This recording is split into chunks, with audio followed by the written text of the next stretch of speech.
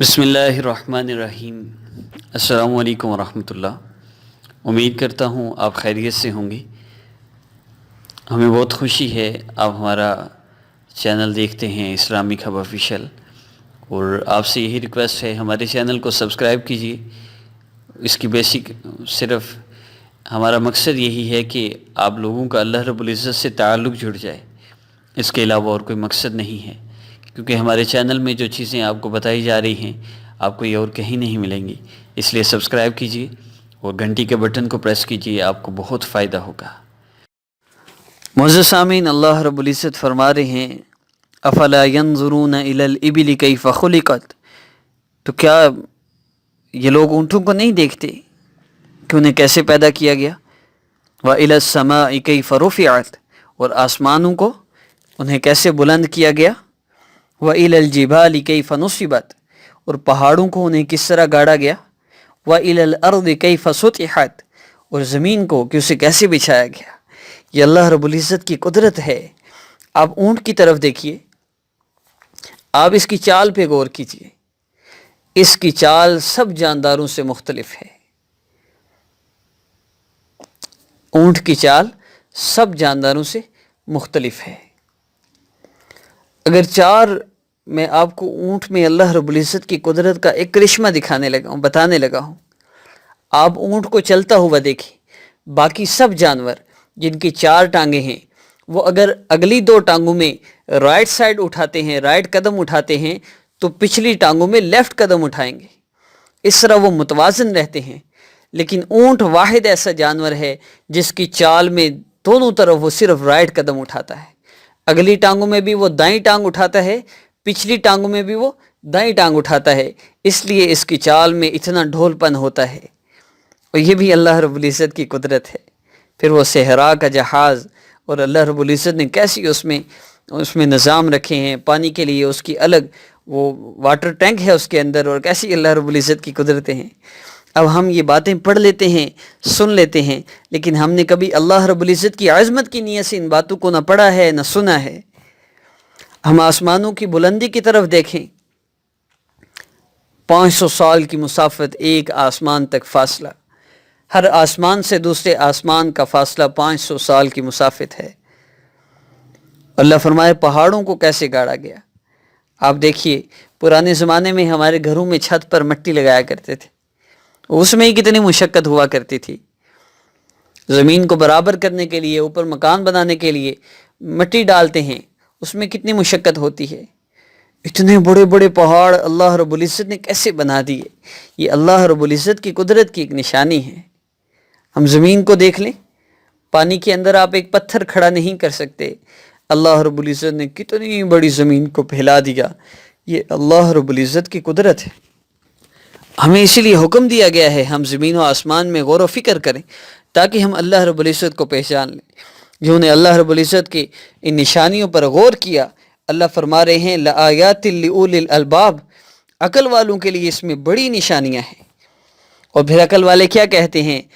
ربنا ما خلقت ھذا باطلا سبحانک فقنا عذاب النار۔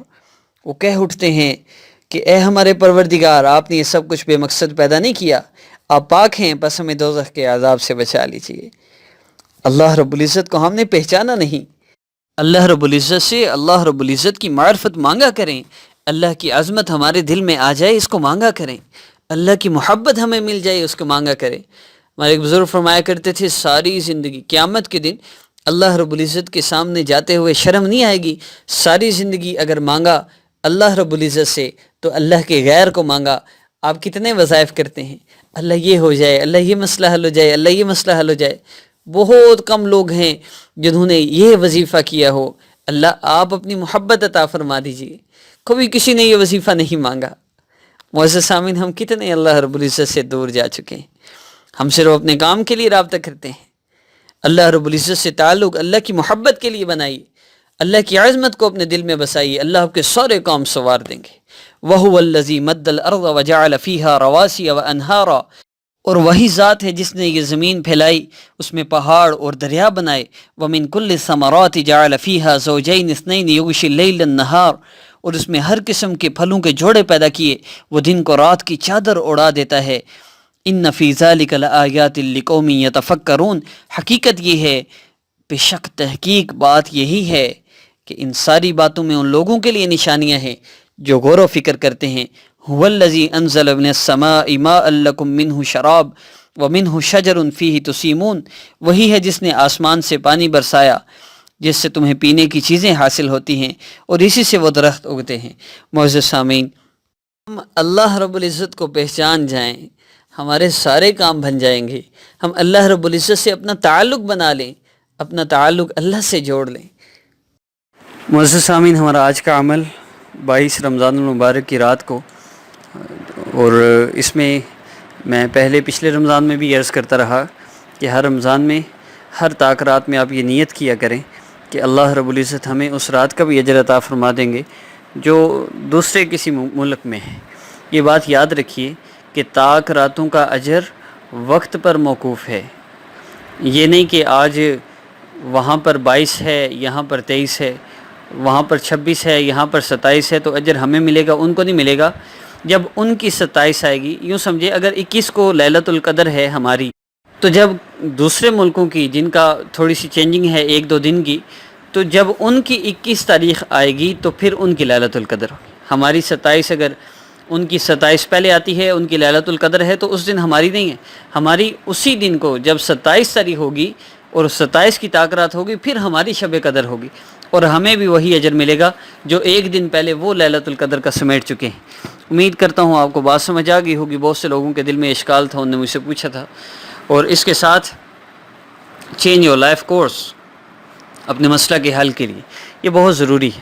اگر آپ چینج یور لائف کورس نہیں کرتے، آپ اعمال والی زندگی نہیں گزارتے، تو پھر مسائل حل نہیں ہو سکتے۔ اعمال کرتے ہوئے مسائل حل ہوتے ہیں۔ اگر اعمال کرتے ہوئے اگر آپ چینج یور لائف کورس کریں گے، اعمال کرتے ہوئے اگر آپ میرے مختلف جو وظائف اپلوڈ ہوتے ہیں ان کو کریں گے، آپ کا مسئلہ حل ہو جائے گا۔ 22 تاریخ کو آپ رمضان کی 22 تاریخ کو آپ نے یہ عمل کرنا ہے۔ بیسیکلی یہ عمل 22 تاریخ کی رات کا ہے، یعنی آج 22 کا دن ہے جب وظیفہ اپلوڈ ہوگا، اور نیکسٹ جو رات آ رہی ہے یہ 23 کی رات ہے، اس میں آپ نے عمل کرنا ہے۔ جو دوسری کنٹری کے لوگ ہیں جن کے وقت اور شاید ہے ظاہر ہے دن بھی چینج ہے، تو وہ وظائف جب میرا وظیفہ کریں گے تو میرے حساب سے کریں گے۔